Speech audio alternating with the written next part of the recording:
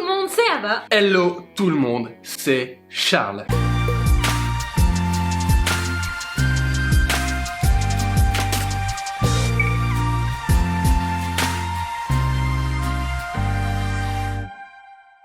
Aujourd'hui, On va descendre de la pointe de pied ou pas? oui.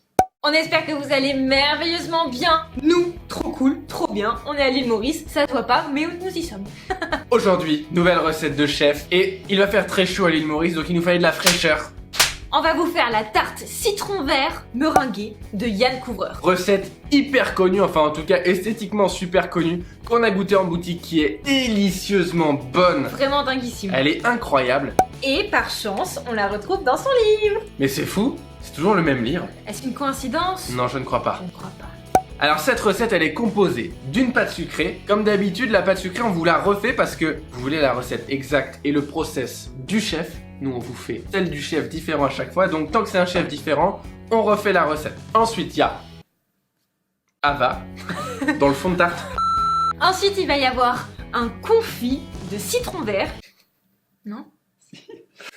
Par-dessus, une crème, un crémeux, crémosus du latin cremum, au citron, Vert. citrus, citrum, Vert. Vertum. verru. Et par-dessus, on va décorer le tout avec des petites meringues franco-suisses et des proutes aussi de crème... Non, pas des proutes. Et des boules aussi de crème, de crémeux crémousous au citron vert. Ah, cette recette donne envie. Il faut qu'on se remette dedans. Une tarte très sobre, classe, chic. Efficace. Nous allons vous montrer les étapes qui permettent d'atteindre ce résultat. On commence tout de suite par la meringue franco-suisse parce qu'elle va cuire à basse température pendant 3 heures. Sur un bain-marie, faites monter les blancs avec le sucre semoule jusqu'à environ 45-50 degrés à l'aide de votre fouet sans jamais cesser de fouetter et en essayant de faire doubler voire tripler de volume vos blancs. À 45 degrés, vous les retirez et vous les faites monter longuement au robot pour les monter en meringue bien dense. Elle va être bien brillante.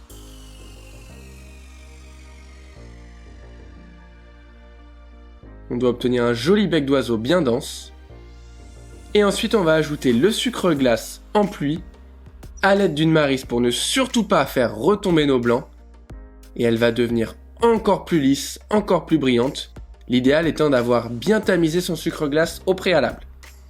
On va mettre cette superbe meringue dans une poche munie d'une douille de 10 mm et pocher des jolies petites boules de meringue. On va cuire ces meringues pendant 3 heures à 50 degrés. Vous venez de les enfourner, on va faire très rapidement autre chose qui va encore une fois prendre 3 heures à 50 degrés au four, c'est la poudre de citron vert. Je vous montre tout de suite comment on fait. On vient ensuite zester le citron à l'aide d'un économe et on va déposer toutes ces écorces de citron vert sur une plaque à génoise ou un papier sulfurisé et les cuire pendant 3 heures à 50 degrés. Au bout de 3 heures, c'est bien croustillant. On va pouvoir mettre le tout dans notre robot coupe et faire une poudre bien fine qu'on va passer dans un tamis pour récupérer une poudre encore plus fine.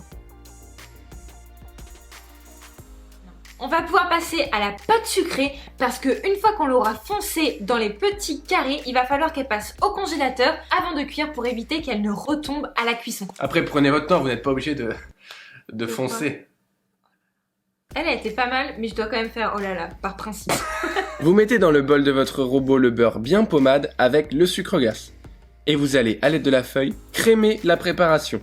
C'est-à-dire la battre jusqu'à ce que le beurre soit tout crémeux. Ensuite, on ajoute la poudre d'amande. On bat à vitesse bien lente pour l'incorporer. Et on incorpore petit à petit les œufs.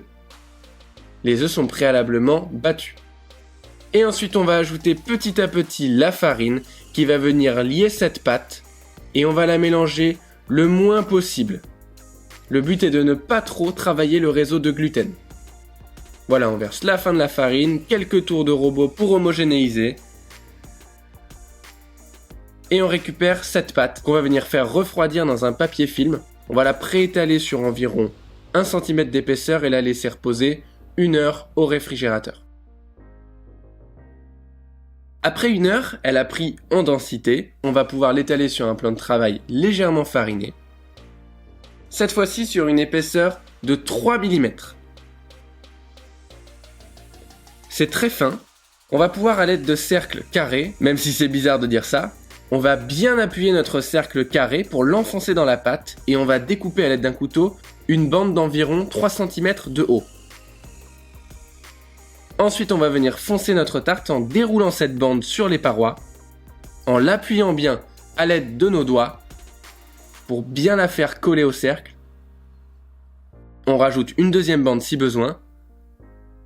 On coupe l'excédent et notre tarte est foncée. On appuie bien les bords. Ils doivent être bien fins et bien incorporés au moule. On appuie bien pour joindre le bord au fond de tarte. Et à l'aide d'un couteau, on écotte en faisant un mouvement de l'intérieur vers l'extérieur. Une fois qu'on a enlevé tout l'excédent, on peut déposer nos petits fonds de tarte, les piquer généreusement et les laisser reposer 3 heures minimum au congélateur. Voilà, après 3 heures, les fonds de tarte sont bien durs et prêts à être mis en cuisson pendant 20 minutes à 160 degrés. Et après ces 20 minutes, on va retirer le cercle pour les laisser cuire à vide et qu'elles puissent dorer uniformément pendant 10 minutes supplémentaires à 160 degrés. Voilà, maintenant on va pouvoir se lancer dans le confit de citron vert qui est vraiment hyper citron, très bon. Go! On commence par hydrater la gélatine dans de l'eau froide pendant 10 minutes minimum. Ensuite, dans une casserole, on verse le jus de citron vert, le sucre semoule, les œufs battus et les jaunes d'œufs. On vient mélanger le tout et on va faire cuire ce mélange sans jamais dépasser 83 degrés.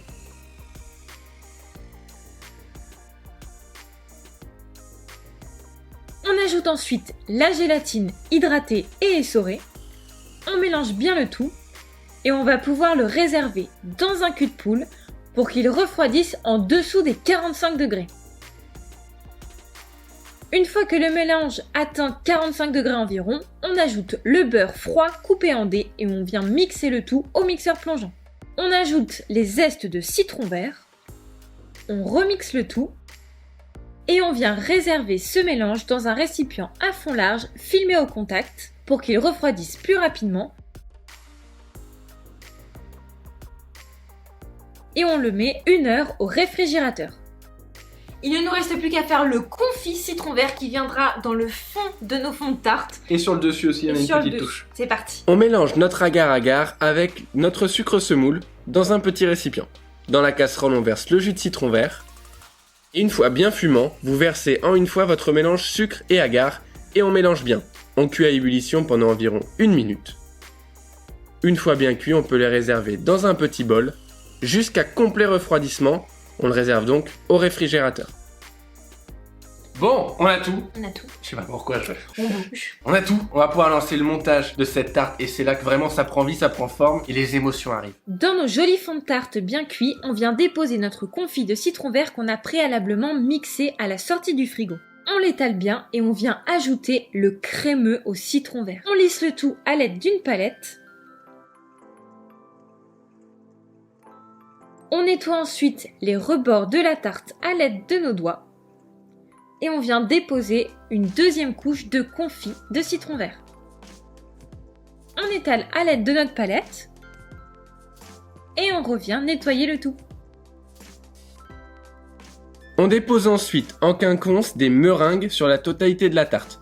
On doit laisser entre chaque meringue l'espace pour pocher 1 point de crème citron. Une fois que toutes nos meringues sont posées, on va pouvoir pocher notre crémeux qu'on a remis au frais pendant minimum 2 heures après l'avoir mis en poche à douille.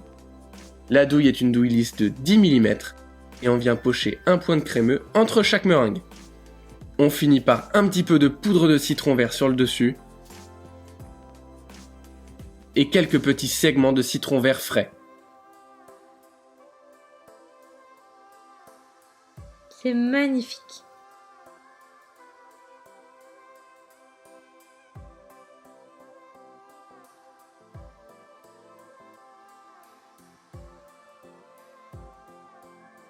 Aïe aïe aïe, l'odeur de citron, Ça mon sent Dieu. super bon. C'est parti. Mais Est-ce que c'est tu penses frais que déjà. ça rentre une fois? Toi oui.